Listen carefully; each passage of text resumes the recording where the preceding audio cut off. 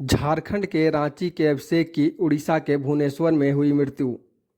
झारखंड कांग्रेस उतरी सड़कों पर, उड़ीसा के सीएम का जलाया पुतला।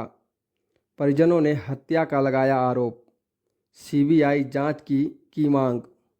कॉलेज प्रबंधन पर परिजनों ने देर से जानकारी देने का लगाया आरोप।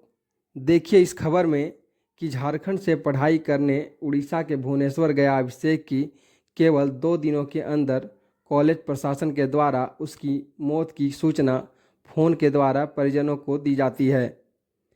क्या बीती होगी उस माँ पर जब उस बेटे की ऐसी खबर बेटे के जन्मदिन के 1 दिन बाद आती है, जबकि उसकी बहन ने हमें बताया कि जन्मदिन के पहले ही 1 दिन पहले बात की थी उसने घर पर।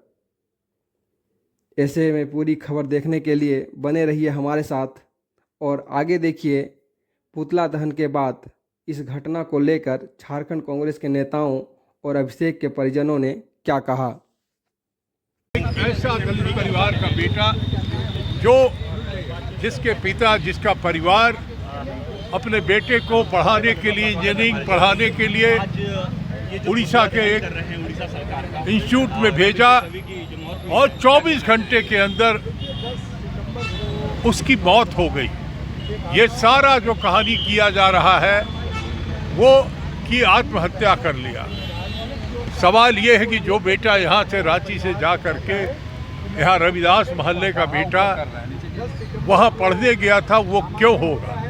ये एकदम हत्या का केस नज़र आ रहा है। इसलिए परिवार के सभी लोग मिलकर के सिंबॉलिक हम अपना विरोध जता रहे हैं और उड़ीसा सरकार से अपेक्षा करते हैं कि इसकी सीबीआई जांच करे, एक दलित परिवार को न्याय दे। यही हमारी मांग है और ये मांग हमारी जब तक पूरा नहीं होगा हम विभिन्न तरीके से अपना विरोध जताते रहेंगे।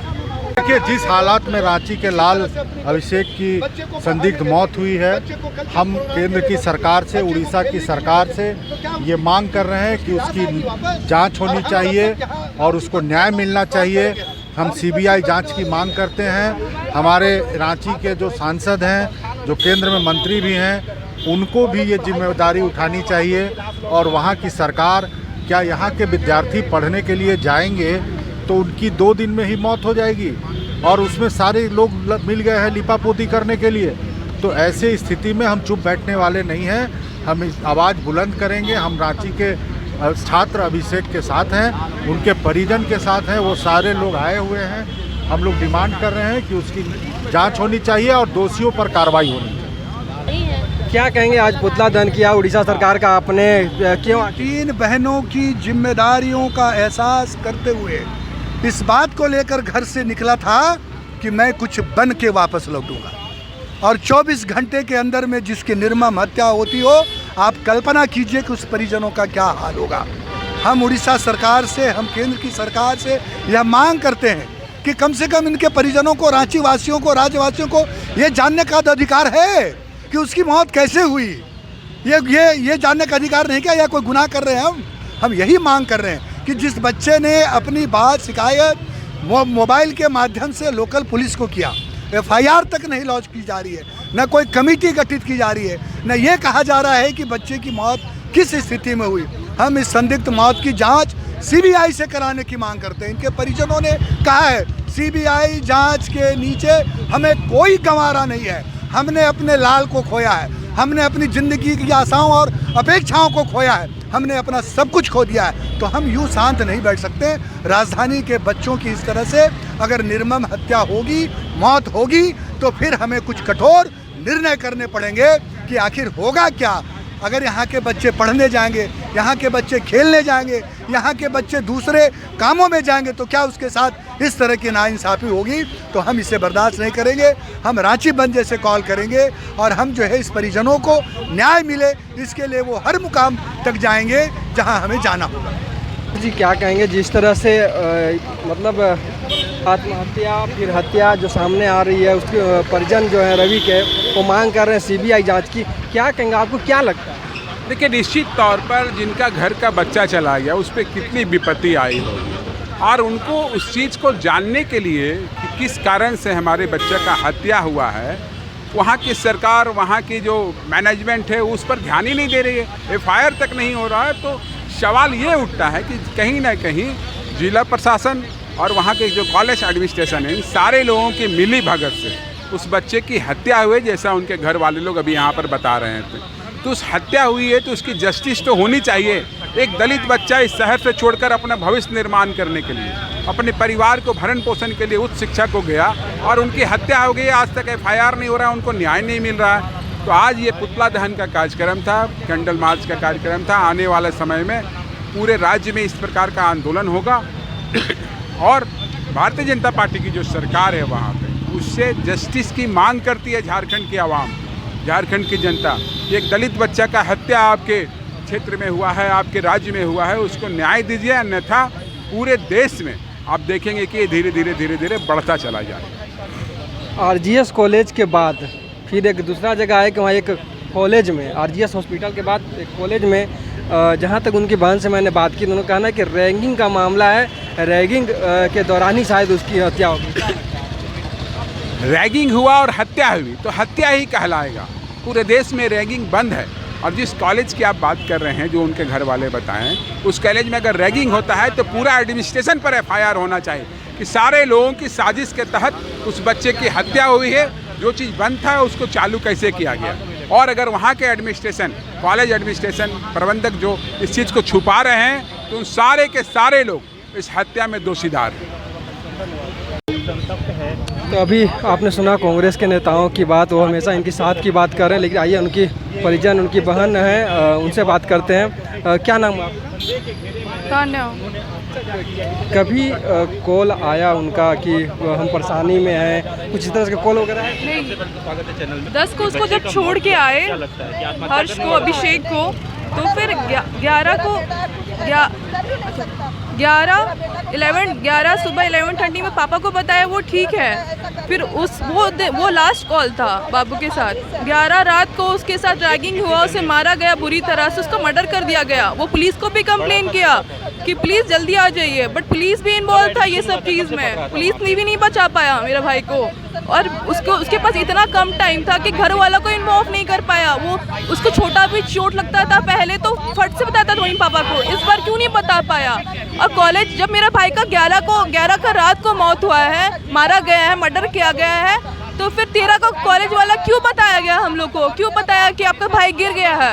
जब मेरा भाई 13 को मर गया तो 13 को क्यों बताया? ये भी बताया कि 13 को वो नाश्ता किया और वो 13 को गिर गया और उसको हॉस्पिटल ले जा रहा है 11:30 में, और 3:30-4 बजे बोलता है कि मेरा भाई नहीं रहा। और जब पापा लोग गए तो बॉडी डिकम्पोज होता, डिकम्पोज होने में 48 आवर लगता है, 2 दिन लगता है। तो फिर कैसे हो गया ये? कैसा ये एक दिन भी सेफ्टी नहीं कर सकता है कॉलेज एडमिनिस्ट्रेशन? क्या सेफ्टी कर रहा है? बच्चे का सेफ्टी ऐसे करते हैं। कौन सा कॉलेज है? ये कॉलेज ITR भुवनेश्वर था, ITR भुवनेश्वर। कोई रिस्पॉन्सिबिलिटी नहीं ले सकता है क्या एक बच्चे का? ITR इनके 11:30 बजे आए थे, रात के 11:30 सुबह आया था 13 को, सुबह आया था 11:30 में। आपका बेटा 13 को आया ना? 13 को आया था ना? हाँ, 13 को कॉल आया था 11:30 में। प्रिंसिपल कहा कि आपके बेटा, मैंने भाई का, क्या आपके भाई का कॉल आया कि प्रिंसिपल? नहीं, वहाँ से कॉल आया, कॉलेज की तरफ से, कॉलेज सुप्रीडेंट से कॉल आया कि आपका बेटा गिर गया है। अच्छा, तो आपके आखिरी बार आपके भाई से कब बात हुई? बात हुई 11 को सुबह बात हुआ 11:30। वो बोला पापा ठीक है, नाश्ता कर लिया है। और मेरे भाई के साथ 11 को ही हुआ है, 11 को उसके साथ मर्डर हुआ है, उसको बुरी तरह से मारा गया है। और 12 को उसका बर्थडे था। वो कॉल क्यों नहीं उठाएगा हम लोग का? हम लोग दिन भर सुबह से रात तक कॉल किए, वो नहीं उठाया कॉल। तब 11 को उसके साथ हुआ है। इवन कॉलेज उसको एम्बुलेंस ले जा रहा है, कॉलेज में पूरा क्राउड है, उसको साथ 11 को ही हुआ है। कॉलेज वाला पूरा छुपा रहा है, कॉलेज, हॉस्पिटल, पुलिस सब छुपा रहा है। बट आज मेरी दीदी बात की तो पुलिस वाला भी बोला कि नहीं, आपके भाई के साथ मर्डर हुआ है। और हमें CBI प्रूफ चाहिए, CBI चाहिए प्रूफ। मेरे भाई को CBI की जांच मांग, CBI जांच चाहिए, CBI से पता चलेगा। और जो भी मेरे भाई का मर्डर किया है वो लोग को सजा मिलेगा। इसमें शंका जाता है क्या रैगिंग वगैरह हुई या क्या कुछ हुआ? क्या हुआ? वो पुलिस को कॉल करके बोला कि मेरे साथ रैगिंग हो रहा है, जल्दी आ जाइए। तब तक मेरे भाई का मर्डर हो गया।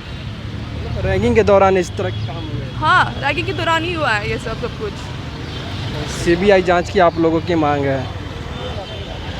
तो आप देख सकते हैं इनके चेहरे। घर का जो इकलौता बेटा था, घर का इकलौता बेटा था। हाँ, इकलौता बेटा था।